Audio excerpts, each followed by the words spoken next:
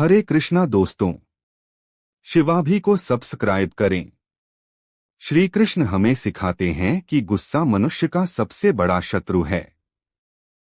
यह व्यक्ति की बुद्धि को नष्ट कर देता है, उसे सही और गलत में भेद करने की क्षमता से वंचित कर देता है। गीता में श्री कृष्ण ने स्पष्ट रूप से कहा है कि क्रोध से मोह उत्पन्न होता है, मोह से बुद्धि भ्रमित हो जाती है, और जब बुद्धि भ्रमित होती है तो मनुष्य अपने सही मार्ग से भटक जाता है और पतन की ओर बढ़ता है। इसलिए क्रोध को नियंत्रित करना आवश्यक है। महाभारत में कई उदाहरण हैं जहां क्रोध ने विनाश लाया। दुर्योधन ने अपने अहंकार और क्रोध के कारण पांडवों के साथ अन्याय किया, जिसके परिणामस्वरूप पूरे कौरव वंश का नाश हो गया। दूसरी ओर अर्जुन ने जब श्री कृष्ण की गीता सुनी तब उसने अपने क्रोध को नियंत्रित करके धर्म के मार्ग पर चलते हुए युद्ध किया और विजय प्राप्त की। श्री कृष्ण कहते हैं कि जो व्यक्ति अपने क्रोध को जीत लेता है वह जीवन में सबसे बड़ी सफलता प्राप्त करता है। जब भीष्म पितामह बाणों की शैया पर लेटे थे तब श्री कृष्ण ने उन्हें यह संदेश दिया कि जीवन में क्रोध के स्थान पर धैर्य और समता बनाए रखना चाहिए। भीष्म स्वयं इस बात को स्वीकार करते हैं कि यदि उन्होंने अपने जीवन में कुछ गलतियां की तो उनमें से एक यह थी कि उन्होंने समय पर अपने क्रोध को सही दिशा में नहीं बदला। श्री कृष्ण यह भी बताते हैं कि क्रोध न केवल मनुष्य के मानसिक शांति को नष्ट करता है बल्कि उसे शारीरिक रूप से भी कमजोर बना देता है।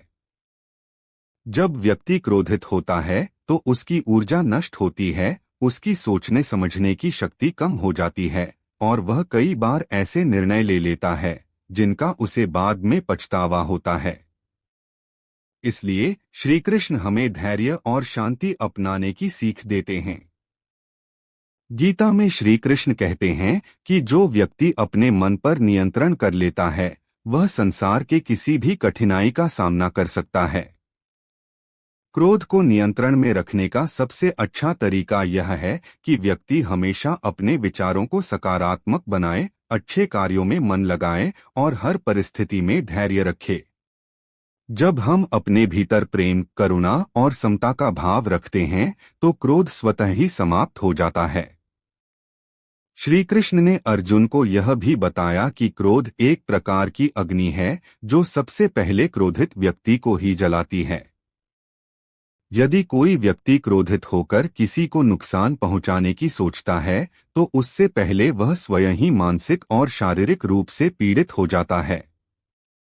इसलिए जो व्यक्ति अपने क्रोध को जीत लेता है वही जीवन में सबसे बड़ा योद्धा होता है। यह सिद्धांत केवल महाभारत के युद्ध तक सीमित नहीं है बल्कि हमारे दैनिक जीवन में भी लागू होता है। जब हम गुस्से में होते हैं तो हम कई बार ऐसे शब्द कह देते हैं या ऐसे कार्य कर देते हैं जिनका हमें बाद में पछतावा होता है। अगर हम श्री कृष्ण की इस शिक्षा को अपनाएं और क्रोध के स्थान पर धैर्य, करुणा और समझदारी को अपनाएं तो न केवल हमारे रिश्ते मजबूत होंगे बल्कि हम मानसिक और शारीरिक रूप से भी अधिक शांत और खुशहाल जीवन जी पाएंगे। श्री कृष्ण हमें सिखाते हैं कि सच्ची शक्ति बाहरी बल में नहीं बल्कि आत्मनियंत्रण में है। जो व्यक्ति अपने गुस्से को नियंत्रित कर लेता है वही जीवन के हर क्षेत्र में सफलता प्राप्त करता है। जब हम श्री कृष्ण की इस सीख को अपनाते हैं तो हमें अपने जीवन में संतुलन और शांति का अनुभव होता है और हम हर परिस्थिति में सकारात्मक दृष्टिकोण बनाए रख सकते हैं। श्री कृष्ण हमें सिखाते हैं कि क्रोध इंसान की सबसे बड़ी परीक्षा लेता है। जो व्यक्ति अपने गुस्से पर नियंत्रण पा लेता है वह जीवन में हर कठिनाई को पार कर सकता है। लेकिन जो क्रोध में बह जाता है वह खुद का ही नुकसान कर बैठता है।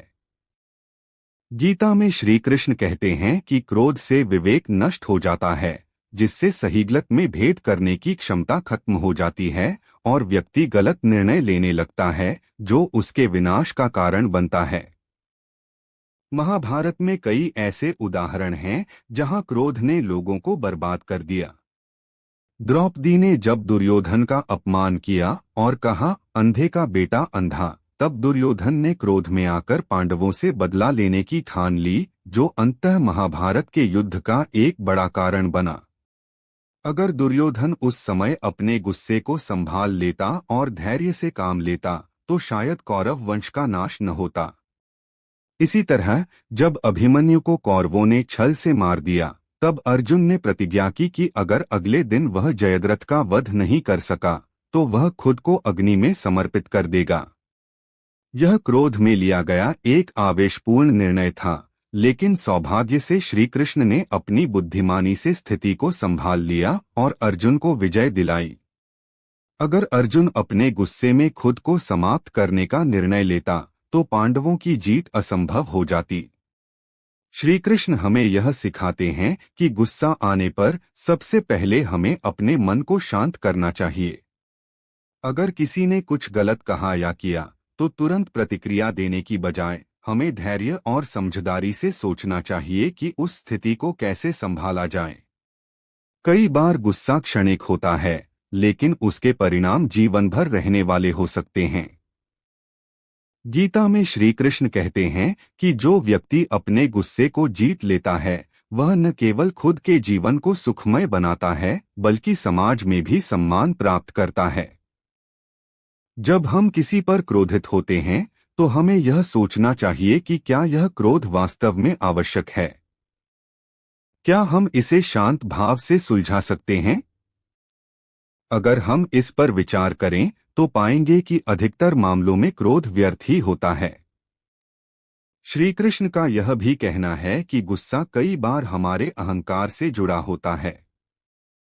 जब हमें लगता है कि किसी ने हमारा अपमान किया है या हमारे साथ अन्याय हुआ है, तब हम क्रोधित हो जाते हैं।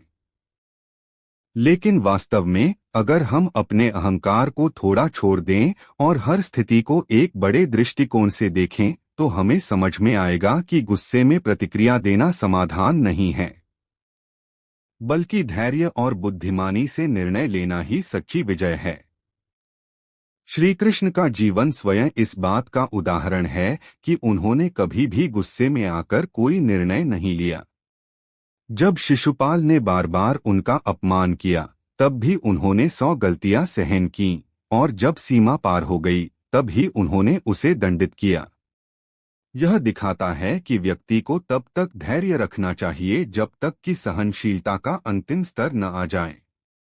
हमारे दैनिक जीवन में भी अगर हम श्री कृष्ण की इस सीख को अपनाएं और गुस्से को अपने ऊपर हावी न होने दें तो न केवल हमारे रिश्ते मजबूत होंगे बल्कि हम मानसिक रूप से भी अधिक शांति का अनुभव करेंगे। जब भी गुस्सा आए तब हमें श्री कृष्ण के इन वचनों को याद करना चाहिए और धैर्य रखते हुए सोच समझकर ही कोई कदम उठाना चाहिए। यही सच्ची बुद्धिमत्ता और आत्मनियंत्रण है। श्री कृष्ण हमें यह सिखाते हैं कि गुस्सा मनुष्य की सबसे बड़ी परीक्षा लेता है और अगर व्यक्ति इसे काबू में नहीं रखता तो वह खुद को ही नुकसान पहुंचा देता है।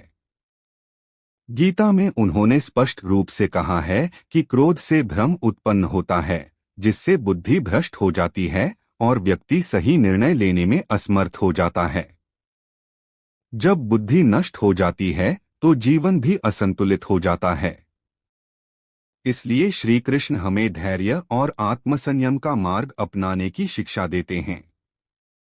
महाभारत में द्रौपदी के चीरहरण के समय भीम अत्यधिक क्रोधित हो गए और वहीं दुर्योधन तथा दुःशासन का वध करना चाहते थे। उम्मीद है आपको हमारी वीडियो पसंद आएगी और आपको हमारे चैनल शिवाभी को सब्सक्राइब करें, लाइक करें, कमेंट करें, शेयर करें। हरे कृष्णा दोस्तों, धन्यवाद।